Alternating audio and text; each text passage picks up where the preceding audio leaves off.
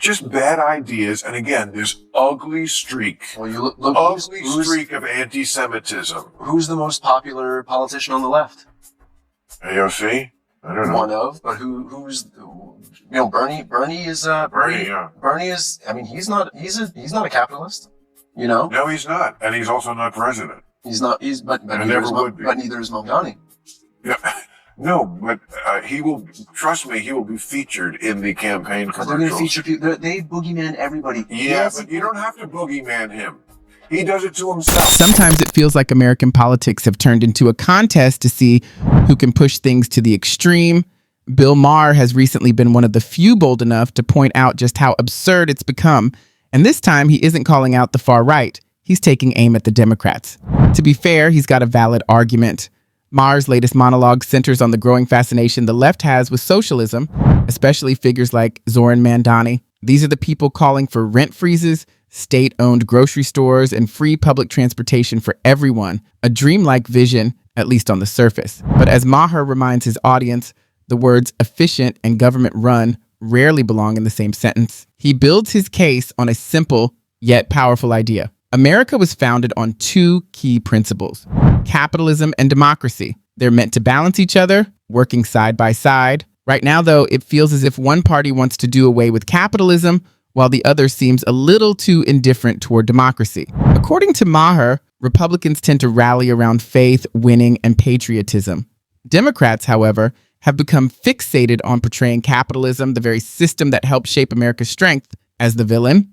Then he drops a surprising figure. 74% of Democrats now say they favor democratic socialism. That leaves only 16% still standing by capitalism, the same system that built the modern middle class. And honestly, you don't need a degree in economics to see where that road might lead. It seems to me that there are two pillars that this country is founded on. One is democracy, and one is capitalism, free markets. And it seems like one party wants to get rid of one, and the other party wants to get rid of the other. Right? The Republicans are not that, democracy is just not number one on their list. It just isn't. It isn't. It's behind Christianity and a few other things. And the Democrats, I mean, I read these 74% are for democratic socialism. Only 16% favor capitalism. Is this going to be a country that I don't recognize in 5 to 10 years if we don't have these two pillars? Let's pause on that number for a second. 74%. That's like 3 out of every 4 people in your office deciding the company should hand out participation trophies instead of earning profits. So, who's supposed to pay the bills? Who keeps the lights on? No one seems to have an answer, yet the new motto appears to be everything for free. This is where Maher's argument really lands. He isn't claiming the Republicans have it all figured out, not even close. But he's warning that by letting socialism become part of their identity, Democrats are steering themselves straight into trouble. The tricky part is that Mandani isn't hiding behind labels or pretending otherwise. He openly calls himself a democratic socialist, pushes for the government to control key industries, and talks about taking over the means of production.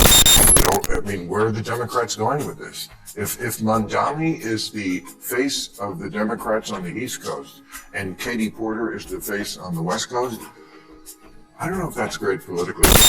Voters on the Mars right are not blind. Americans are able to distinguish between chaos and compassion. They are able to discern when a concept sounds fine in theory, but fails in practice. Mandani's platform, with all of its promises of equality and fairness, may sound beautiful in a college dorm room, but it is an oncoming economic catastrophe in the real world. Take a look at the past. Every nation that has followed that road, including the former Soviet Union, Cuba, and Venezuela, began with the same commitments: fairness, equality, and freedom in all aspects. And all of them had bare shelves, crooked regimes, and residents struggling over basics. It is a walking commercial for the Republican Party nationally. I think the Republicans are going to... When you let the Democrat socialists, and now they're actually calling themselves socialists, when you let them take over a major American city, this is what you get. The state-run grocery stores, which work so well in Cuba and the Soviet Union and Venezuela. It's as if some people never cracked open a history book. Maybe that's because they didn't grow up seeing the long bread lines in communist countries or experiencing the tension of the Cold War. To them, socialism sounds bold and modern, something fresh and daring. But as Maher puts it, it's really just naive idealism dressed up as the latest trendy slogan. He goes on to make another powerful point. This isn't just a New York story. What happens in New York ripples across the country. It's the hub of finance, culture, and media. It sets the tone for national trends. So when someone like Mandani gains influence there, it's more than local politics. It's a preview of where the Democratic Party might be heading next. And if that direction continues toward heavier government control, higher taxes, and endless social programs, the nation could start to look less like a land of opportunity and more like a well-meaning experiment gone wrong. New York is New York. It's definitely it's the media capital, the financial capital. It is a bellwether like no other city is in this country. So don't tell me that who the mayor of New York is doesn't matter. Let me It matters let me more play than devil's advocate for a second. Do you think, let's say, on the seize the means of production, do you think the mayor, that one person, if he is a democratic socialist, do you think that he would have the power and influence to be able to, like, usher in socialism? He definitely has the power and influence to elect J.D. Vance or whoever is the Republican candidate next. Ma also doesn't hold back. He exposes the hypocrisy of Democrats who seem to be startled when conservatives criticize them, only to later act in a way that justifies the criticism. Take Gavin Newsom, for instance. Recall how he totally failed at managing wildfires in California, not due to climate change, but rather because he diverted water from fire zones in order to safeguard fish habitats. Then there's Nancy Pelosi, who profited millions of dollars after being exposed for allegedly engaging in insider trading. But each time they do, Just bad ideas, and again, this ugly streak. Well, you look Ugly streak of anti-Semitism. who's the most popular politician on the left? AOC?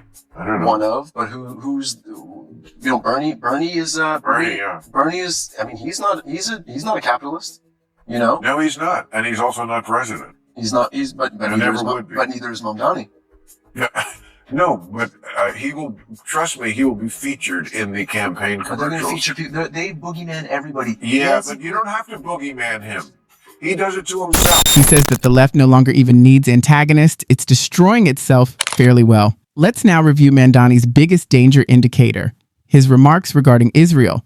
Ma draws attention to what he views as a nasty anti-Semitic tendency that is infecting some left-leaning groups. Nobody should reject that. It is not activism when criticism of a government evolves into hostility for an entire population.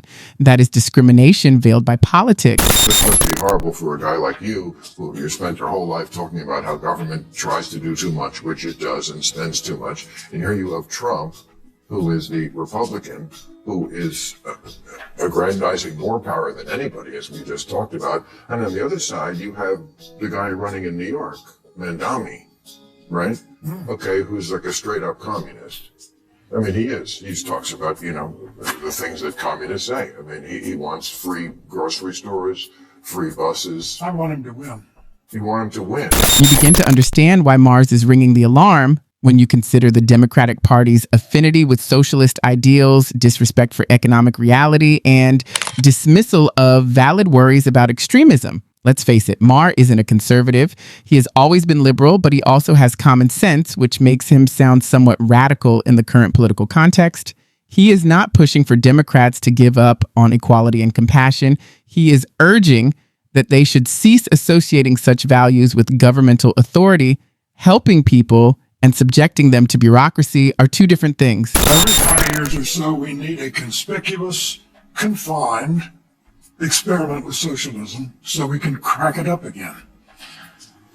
Socialist slogan used to be, workers of the world unite, you have nothing to lose but your chains. The new socialist slogan is, trust us, this time it won't be a mess. He even brings up this great old quote from a British socialist after World War II, who said, Maher is not incorrect when he jokes that America needs a tiny socialist experiment every 20 years to remind people why it doesn't work. It mimics coming into contact with a hot stove. Every generation tends to have to burn their fingers before they comprehend how painful it is. So, when the post-war Labour government in Britain was about to get started, one of their leading lights was a socialist named Nurian Bevan. He said, what could go wrong? He said, we have a nation bedded on coal, surrounded by fish. It would take an organizational genius to have a shortage of either.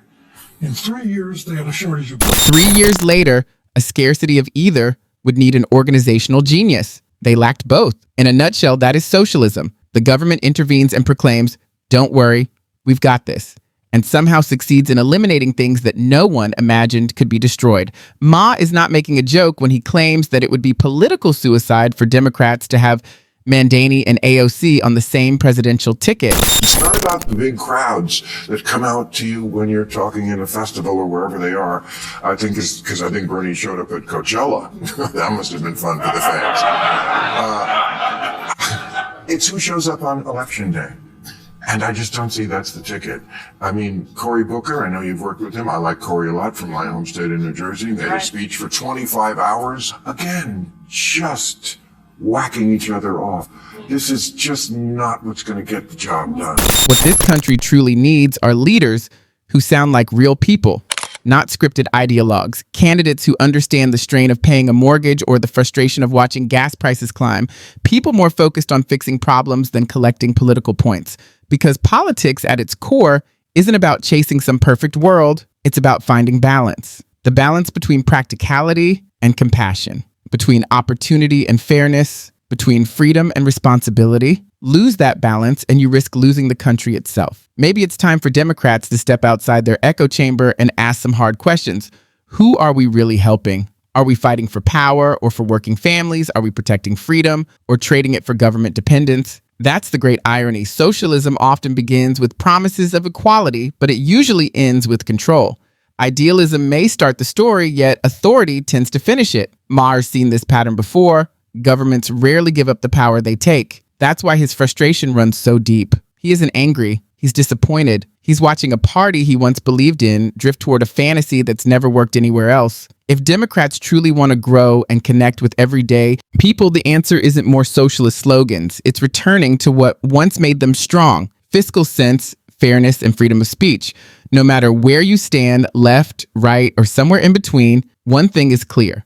America no longer feels like the place where capitalism and democracy walk hand in hand, and that's exactly why Maher's message matters. It's not about attacking one side or defending the other. It's about protecting the foundation that makes this country unique, messy, imperfect, but free. A place where people can dream, take chances, and earn the rewards of their hard work. So yes, socialism might sound like a beautiful fairy tale, but as Maher reminds us, we've heard that story before, and it doesn't have a happy ending. If you agree, hit that like button. If you think I'm wrong, drop a comment and tell me why. Either way, let's at least be honest about what truly works. Capitalism may not be flawless, but it's lifted more people out of poverty than any system in history. And if America forgets that, it won't matter who wins the next election, because in the end, everyone loses. Thanks for watching. If you enjoyed this breakdown, remember to subscribe and turn on notifications. There's plenty more truth to uncover.